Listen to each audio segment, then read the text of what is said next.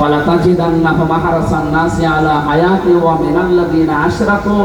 সূরা বাকারার ভেতরে আছে, হে নবী, ওয়ালা তাজিদান্নাহুম, লামে তাকিদ নুনে সাকিলা, আল্লাহ গ্যারান্টি দিয়ে জানিয়েছেন, কারণ বানিয়েছে কে?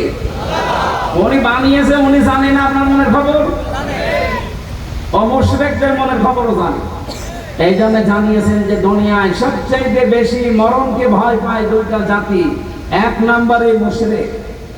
তারা আহরাসান নাসি আলা হায়াতি ওয়া মিনাল্লাযিনা আশরাকু। এই পৃথিবীতে সবচেয়ে বেশি জীবনের উপরে মায়া মহব্বত দেখতে পাবেন মুশরিকদের। এই জন্য ওদেরকে যদি একটু দুই একটা ফেলে দেওয়া যায় না, ও জীবনের মতো আর মাথা উঁচু করে দাঁড়াতে পারবে। আমরা যে কথা বলতে চাই যে 28 বার আপনারা চেষ্টা চালিয়েছেন, একবারও সফল হতে পারেননি। 2800 বার চেষ্টা করলেও পারবেন না, কারণ 3500 বার কষ্ট পাওয়া লাগবে, দুঃখ পাওয়া লাগবে, এরপরে তো শান্তি মুক্ত হতে থাকবে। কোরআনের আয়াত আমরা 100 ভাগ বিশ্বাস করি, করি কিনা? সেই বিশ্বাস নিয়ে বলছি, যারা দুনিয়ার মানুষের সম্মান নিয়ে সিনেমিনি খেলেছে এতদিন, আগামীতে যারা এই দেশের দায়িত্বে আসবে, কেউ যেন মানুষের সম্মান নিয়ে সিনেমিনি খেলতে না পারে, সেই ব্যবস্থা দেশে করা লাগবে ইনশাআল্লাহ। আজকের মাহফিল যেহেতু সবার জন্য, সবাইকে সামনে নিয়ে কোরআনে কারীম গুরুত্বপূর্ণ একটা সূরার 4 ভাগের 1 ভাগ পড়েছি। একটা আয়াতের মাত্র 4 ভাগের 1 ভাগ। আমার এই মাথার ভেতরে আয়াত নিয়ে যত তথ্য আছে, কিয়ামত পর্যন্ত দিলে ওই তথ্য শেষ হবে। এত তথ্য আল্লাহ ঢুকিয়েছে। আমরা চেষ্টা করবো এগুলো ডেলিভারি দেওয়ার। আল্লাহর শুকরিয়া আদায় করছি জবান করে আলহামদুলিল্লাহ।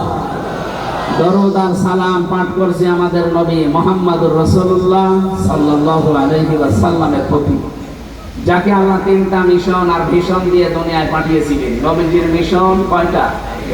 আরো জোরে বলেন তো। নবীর মিশন যদি 3টা হয়, আমরা উম্মত, আমাদের ওই 3টা হওয়া দরকার না? নাকি ওই 4টা করবে না? 3টাই আমাদের মিশন। 1 নম্বরে তাওহীদ প্রতিষ্ঠা। এটা আপনার জীবনের মেইন মিশন আর ভিশন বানিয়ে নেবে। কিয়ামতের ময়দানে আল্লাহ রাব্বুল আলামিন তাওহীদ প্রতিষ্ঠায় যদি আপনাকে দুনিয়ায় দেখেন, অন্য কোনো আমল আখলাক যদি কমও থাকে, আল্লাহ মাফ করে দেবেন। কারণ তাওহীদ এটা প্রতিষ্ঠার জন্য তামাম দুনিয়ায় আল্লাহ নবী আর রাসূল পাঠিয়েছিলেন।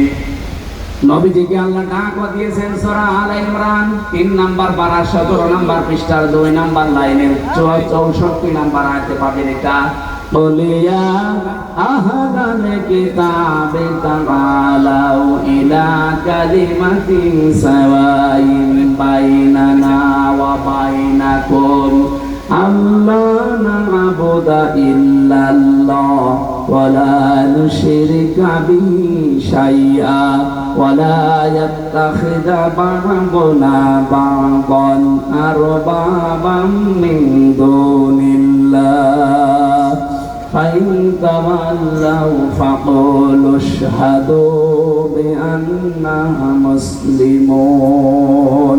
একটু খেয়াল করুন, এটা এখন একে বাস্তবতার সাথে দরকার। আল্লাহ পাক বলেন, হে নবী, কিতাবে বিশ্বাসী যারা তাদেরকে ডাক দেন। এদেশে আমরা কিতাবে বিশ্বাসী না? কিতাবের নাম কি? আরো জোরে বলেন। অন্য ধর্মের যারা আছে তারাও তাদের একটা কিতাবে বিশ্বাসী।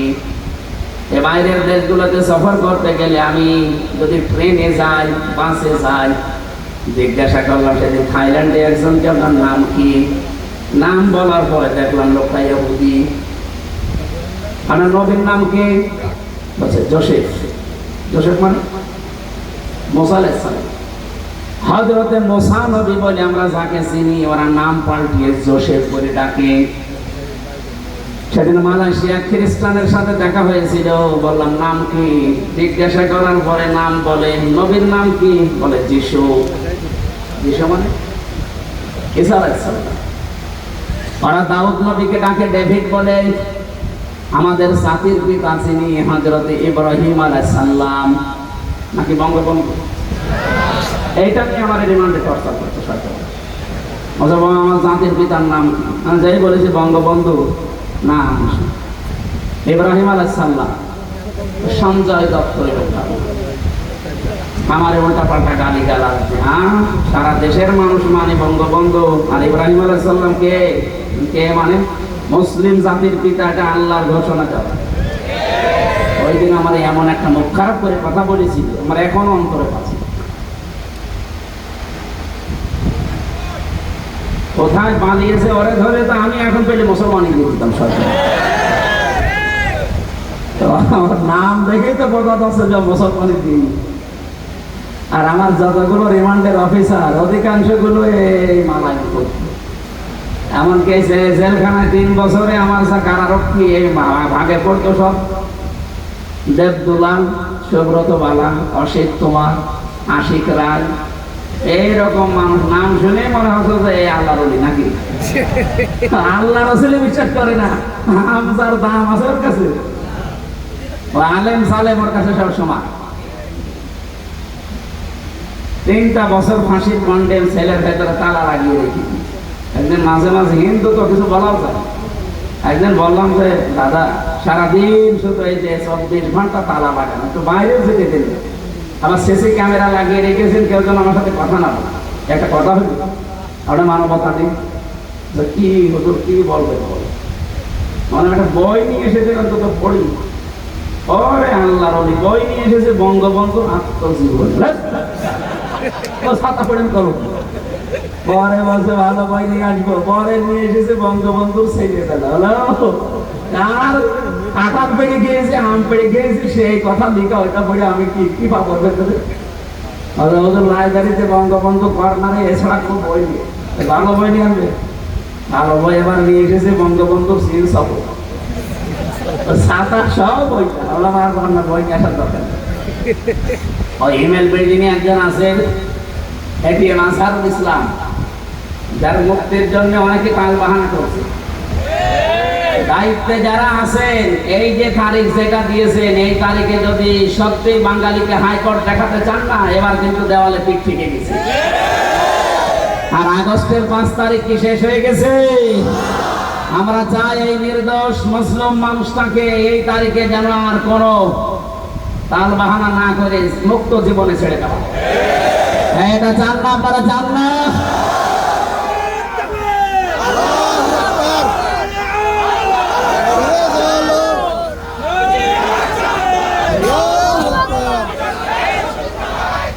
আমার ভাইরা, ওনারা বললাম যে বই ওনার কাছে বলবেন, ওনার কাছে বই আছে। যে বলছে হামজা বই চেয়েছে, আল্লাহর ইশারা 2টা তাফসীর দিয়েছিল আল্লাহর বান্দা, ফিজিলালিল কোরআন আর তাফহিমুল কোরআন।